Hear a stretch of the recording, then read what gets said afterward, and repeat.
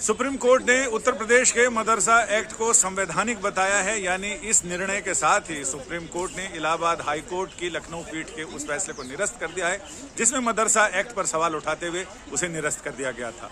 हमारे साथ है याचिकाकर्ताओं के वकील प्रदीप यादव जी। प्रदीप जी, सबसे पहले तो इस पूरे मामले पर आपकी प्रतिक्रिया क्या है? हम इस पूरे मामले पर प्रतिक्रिया ये है कि हम ऑनरेबल सुप्रीम कोर्ट के ऑनरेबल चीफ जस्टिस की अध्यक्षता में 3 जजों के फैसले का स्वागत करते हैं जिन्होंने मदरसा एक्ट को जो है कॉन्स्टिट्यूशनल घोषित किया है और इलाहाबाद हाई कोर्ट के लखनऊ बेंच के फैसले को सेट असाइड कर दिया, खत्म कर दिया। कोर्ट ने यह भी कहा है कि राज्य सरकार को पूरा अधिकार रहता है इस तरह के बोर्ड के बारे में उनको नियमन करने का, उनके बारे में नियम बनाने का, कानून बनाने का, एक्ट बनाने का।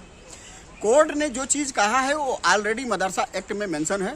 जो मदरसा एक्ट है 2004 का, उसमें सारी चीज़ें व्यवस्था मेंशन है कि उसका मॉनिटर कौन करेगा, उसका डायरेक्टर कौन होगा, उसके मेंबर्स कौन होंगे, उनके क्वालिफिकेशंस क्या होंगे और मदरसा में काम करने वाले टीचरों की क्या क्वालिफिकेशंस होगी, जिसको कोर्ट ने हमारी तरफ से और विपक्ष को सुनने के बाद संतुष्टि जाहिर किया है कि मदरसा एक्ट पूरी तरह से कॉन्स्टिट्यूशनल है।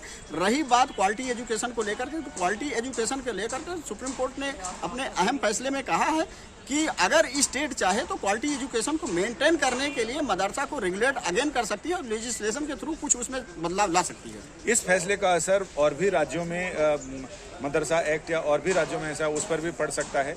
नहीं, इस फैसले का पूरे हिंदुस्तान में फर्क पड़ेगा, पूरे इंडिया में फर्क पड़ेगा, क्योंकि मदरसा एक्ट केवल उत्तर प्रदेश में नहीं है। उनके प्रोविजंस अलग अलग हो सकते हैं लेकिन ऑल ओवर इंडिया में जो है मदरसा चल रहे हैं, इसलिए इसका पूरे ऑल ओवर इंडिया पर इसका इम्पैक्ट पड़ेगा। हमारे दर्शकों को जरा ये भी जानकारी दे दें कि इलाहाबाद हाई कोर्ट ने किन ग्राउंड्स पर इसे अवैध घोषित किया था?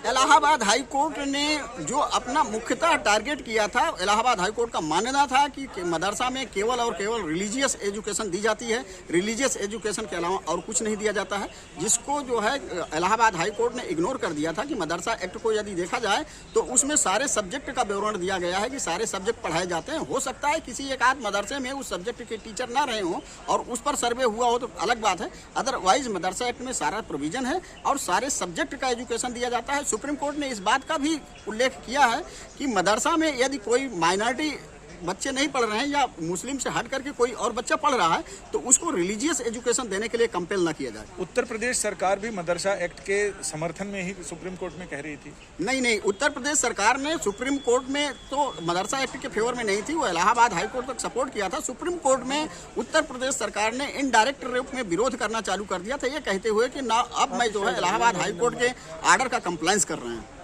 तो अब उत्तर प्रदेश सरकार को उन सारी चीज़ों पर कोर्ट ने ये भी कहा है कि जो बुनियादी सुविधाएं हैं, कंप्यूटर है, बाकी है, पाठ्यक्रम है, उसमें सरकार सुनिश्चित करे कि किसी तरह का कोई भेदभाव ना हो। निश्चित तौर पर इस पर ऑनरेबल सुप्रीम कोर्ट ने कहा है कि अगर किसी भी मदरसा में कोई भी पाठ्यक्रम की किताबें नहीं है, टीचर नहीं है, तो सरकार उस पर जो है जाकर के अपने निगरानी में उन सब्जेक्टों को जाकर देखभाल करे और प्रॉपर एजुकेशन दे, क्वालिटी एजुकेशन दे।